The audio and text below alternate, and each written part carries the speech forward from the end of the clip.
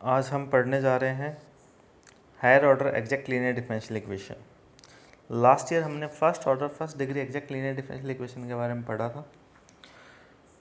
तो हम स्टार्ट करते हैं कि exact linear differential equation of nth order कि exact linear differential equation nth order होती है कि अगर कोई भी डिफरेंशियल इक्वेशन इस फॉर्म में हो, function of n a derivative of y with respect to x, n-1 derivative with respect to x and so on dy upon dx y equals to phi of x। ये equation exact कब कहलाएगी? जब इसका first integral of equation first psi n-1 derivative of y dx dy upon dx y equals to integration of phi of x dx plus का c।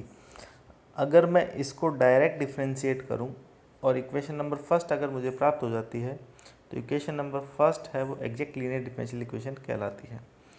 तो इसको solve करने के लिए हमारे पास मेथड्स भी हैं, तो हम उस मेथड्स के बारे में बात कर लेते हैं।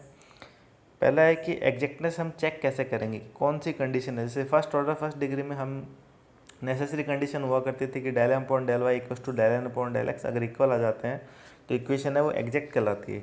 ऐसी अगर nth ऑर्डर की लीनियर डिफरेंशियल इक्वेशन है तो एग्जैक्ट कब कहलाएगी? तो वो कंडीशन यहाँ पे है। मैं मान लेता हूँ कि एक nth ऑर्डर की लीनियर डिफरेंशियल इक्वेशन है कि p not n derivative phi with respect to x plus p one n-1 derivative phi with respect to x plus and so on p n y equals to q x, जहाँ पर p0 p1 और pn और q है वो किसके function है? x के function है। तो एग्जैक्टनेस की ये कंडीशन है कि ये जो nth ऑर्डर की लीनियर डिफरेंशियल इक्वेशन है वो एग्जैक्ट कब कहलाएगी? जब pn minus 1 first derivative plus pn-2 का सेकंड डेरिवेटिव माइनस pn-3 का third derivative plus and so on -1 to की पावर n p0 का nth डेरिवेटिव।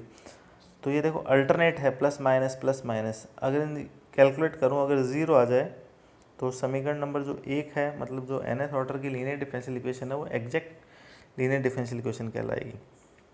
और इस इक्वेशन का फर्स्ट इंटीग्रेशन हम इस इक्वेशन से प्राप्त करेंगे कि first integration of linear differential equation क्या आएगा कि p0 n-1 derivative of y with respect to x plus p1 minus first derivative of p not n-2 derivative of y with respect to x plus p2 minus first derivative of p1 plus double derivative of p2 n-3 derivative of y with respect to x plus and so on pn-1 minus pn-2 का first derivative plus pn-3 का second derivative plus and so on -1 की power n और p not का n-1 derivative y equals to integration of q x D x plus का c। तो जैसे जैसे हम यहाँ पे n की वैल्यू निकाल देंगे, अगर कोई भी इक्वेशन दी हुई होगी तो n की वैल्यू पुट आउट करते चलेंगे और आंसर निकालते चलेंगे। एग्जाम्पल देख लेते हैं। ये एग्जाम्पल दिया हुआ है कि x third derivative of y with respect to x plus x square plus x plus 3 second derivative of y plus 4x plus 2 d Y upon D x plus का 2y इक्वल्स टू 0। तो ये क्या है? Linear differential equation से compare कर लेते हैं, third order की है तो compare with p0 third derivative of y plus p1 second derivative of y plus p2 first derivative of y plus p3 y equals to 5x या qx भी ले सकते हो। तो यहाँ पर कंपेयर कर लेते हैं तो p0 की वैल्यू x है, p1 की value x square plus x plus 3 है, p2 की वैल्यू 4x प्लस 2 है, p3 2 है और फाई ऑफ x क्या है? 0 है। तो यहाँ पर n की वैल्यू कितनी हो गई? n की वैल्यू होगी 3। तो कोई भी हम जानते हैं कि nth ऑर्डर की लीनियर डिफरेंशियल इक्वेशन है वो एग्जैक्ट कब कहलाएगी? जब वो इस कंडीशन को सेटिस्फाई करेगी।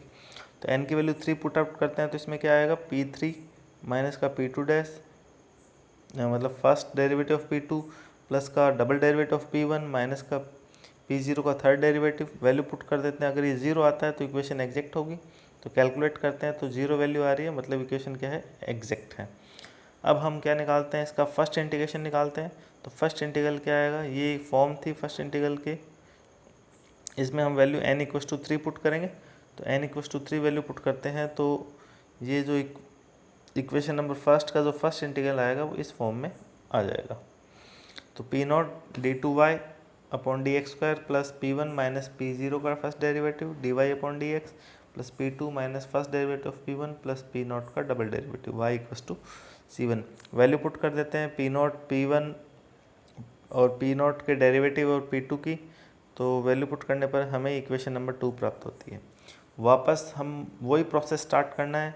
इक्वेशन नंबर 2 एग्जैक्टली कंडीशन देखनी है, उसका फर्स्ट इंटीग्रल निकालना है। तो अब हम इक्वेशन नंबर 2 को कंपेयर कर लेते हैं। तो यहाँ पे अब n की वैल्यू कितनी है, 2 है। पी नॉट की वैल्यू क्या होगी, x हो गई। पी वन की value x square plus x plus 2 हो गई। पी टू की वैल्यू 2x प्लस 1 होगी। इक्वेशन एग्जैक्ट कब कहलाएगी, जब इस कंडीशन को सेटिस्फाई करेगी। तो वैल्यू पुट करने पर क्या आ रहा है, 0 आ रहा है। तो मतलब इक्वेशन क्या है, एग्जैक्ट है। और इसका फर्स्ट इंटीग्रल क्या आएगा, अब n की वैल्यू 2 है, तो n की वैल्यू 2 मैं कहाँ पुट करूँगा, इस इक्वेशन में वैल्यू पुट करूँगा। तो जैसे ही n इक्वस टू 2 पुट करता हूँ, तो इक्वेशन नंबर 2 का जो फर्स्ट इंटीग्रल आएगा वो इस फॉर्म में आ जाएगा, p0 dy upon D x plus p1 minus first derivative of p0 y equals to integration of c1 dx plus का c2। वैल्यू पुट करता हूँ, x dy upon D x plus x square, ये value put करूँगा तो ये आ जाएगा equals to c1x plus का c2। Equation number 3 आ गया। वापस हमें वही काम करना है, देखना है एग्जैक्ट है या नहीं है। तो पी नॉट की वैल्यू x, p1 की वैल्यू ये, और ये तो फाइव ऑफ एक्स दिया हुआ है, तो पी नॉट एक्स है, p1 ये है।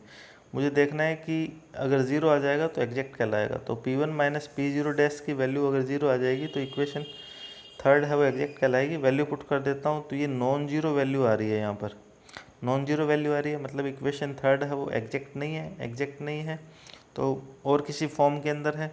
तो देखो यहाँ पे अगर मैं d Y upon D x का जो कोफिशिएंट है उसको 1 करता हूँ, तो ये जो इक्वेशन नंबर थर्ड है वो linear differential equation first order first degree linear differential equation में कन्वर्ट हो जाएगी।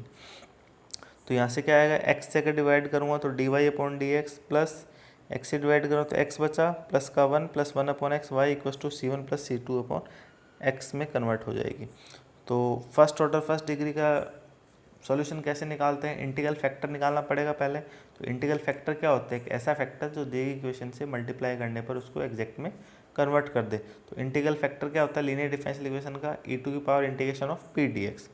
तो यहाँ पे पी की वैल्यू ये है, तो इसको हम सॉल्व कर लेते हैं, तो ये हमें इंटीग्रल फैक्टर प्राप्त हो जाता है।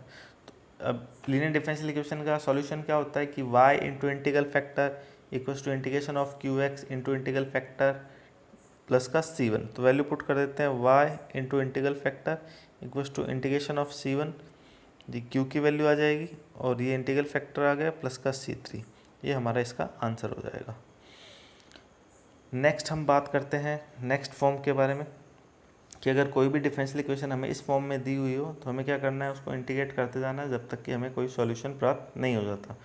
तो d n derivative of y with respect to x equals to function of x दिया हुआ है। तो this is an exact differential equation. तो इंटीग्रेट डायरेक्टली, तो डायरेक्टली इंटीग्रेट करते हैं तो n minus one derivative of y with respect to x integration of f of x D x plus का c1।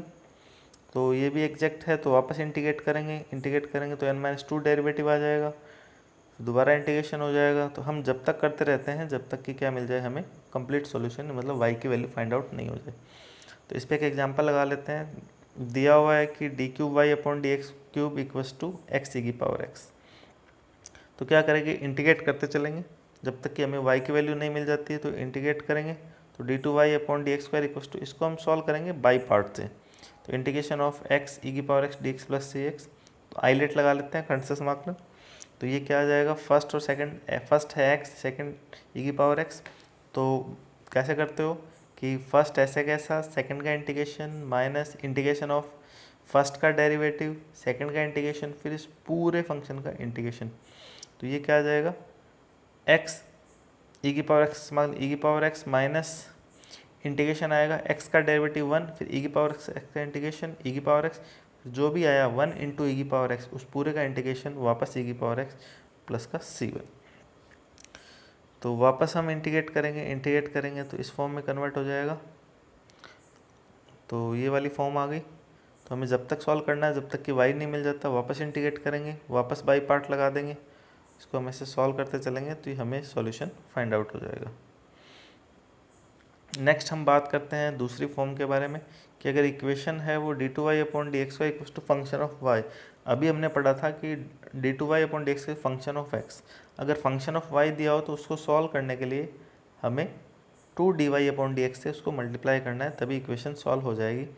तो इस इक्वेशन को 2 dy अपॉन डी एक्स से मल्टीप्लाई किया दोनों तरफ, तो इक्वेशन इस पूरे का इंटीग्रेशन करूँ तो क्या आएगा, dy अपॉन डी एक्स का whole square 2 integration of F Y D Y plus का c1, रूट स्क्वायर हटाते हैं तो dy upon D x equal to under root of this आ जाएगा। अब सेपरेशन ऑफ वेरिएबल लगा देंगे, मतलब y वाली टर्म y वाले के साथ, x वाली टर्म x वाले के साथ, तो dx इक्वल टू क्या आ जाएगा, dy अपॉन पूरा अंडर रूट वाला ये फंक्शन आ जाएगा। इंटीग्रेट करेंगे तो हमें सॉल्यूशन मिल जाएगा। तो इस पर भी एक एग्जांपल लगा लेते हैं। ये दिया हुआ है हमें कि d2y upon D x square equal to sec square y into में 10y। तो फंक्शन ऑफ y दिया हुआ है, फंक्शन ऑफ y दिया हुआ है, तो सॉल्व करने के लिए हमें क्या करना पड़ेगा कि दोनों तरफ किससे मल्टीप्लाई करने का, 2 dy अपॉन डी एक्स से मल्टीप्लाई करना पड़ेगा। तो इससे अगर मल्टीप्लाई करते हैं तो इस फॉर्म में ये कन्वर्ट हो जाएगा। इंटीग्रेट कर देंगे तो dy अपॉन डी एक्स का होल स्क्वायर अपॉन इस इक्वेशन में ये कन्वर्ट हो जाएगा। अब इसको सॉल्व करने के लिए हम क्या करते हैं, 10y को t मान लेते हैं। 10y को t मानेंगे तो sec square y D y है वो dt में चला जाएगा। तो ये आ गया dy upon D x equal to 2 10 t का करेंगे तो t स्क्वायर बाई 2 आएगा। t की वैल्यू कितनी है 10y, तो मतलब 10 स्क्वायर वाई अपॉन 2 प्लस का c1, 2 से 2 कैंसिल आउट हो गए। तो क्या बचा dy upon D x equal to under root of 10 square y plus का c1। अब सेपरेशन ऑफ वेरिएबल लगा लेते हैं, y वाली टर्म y वाले के साथ, x वाली टर्म x वाले के साथ। तो यहाँ से dx इक्वल टू कितना आ गया, dy upon 10 square y plus c1। 10y equal to क्या होता है, sine y upon cos y. Value put कर देते हैं, उसको सॉल्व कर लेते हैं तो इस इक्वेशन में ये कन्वर्ट हो जाएगा। कोस स्क्वायर वाई की जगह क्या आ जाएगा, 1 माइनस साइन स्क्वायर वाई आ जाएगा।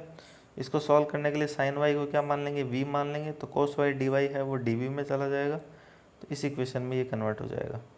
इसको हम आगे सॉल्व करते हैं तो सेपरेशन ऑफ वेरिएबल x वाली टर्म x वाले के साथ, v वाली टर्म v वाले के साथ। तो यहाँ पे हम क्या करेंगे, c1 माइनस 1 को कॉमन ले लेंगे। तो ये क्या बना, 1 upon under root of c1 minus 1 dv upon under root of c1 upon c1 minus 1 minus का v स्क्वायर। तो ये जो फॉर्म बनी वो कौन सी फॉर्म बनी, dx upon under root of a square minus x square. ये क्या होता है 1 अपॉन a